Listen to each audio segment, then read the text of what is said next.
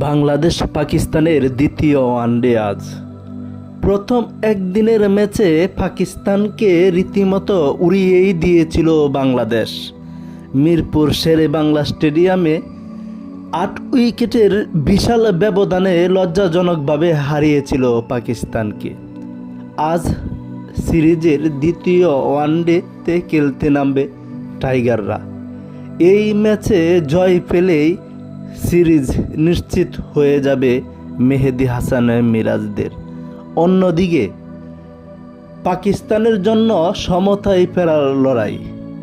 এই ম্যাচে হারলেই যে সিরিজ হারের লজ্জা নিয়ে মাঠ ছাড়তে হবে পাকিস্তানকে, ফলে পাকিস্তানের জন্য এটা সমতায় ফেরার কঠিন এক চ্যালেঞ্জ। অন্যদিকে এই ম্যাচে জিতেই এক ম্যাচ আগে সিরিজ নিজেদের করে রাখার লক্ষ্য বাংলাদেশের।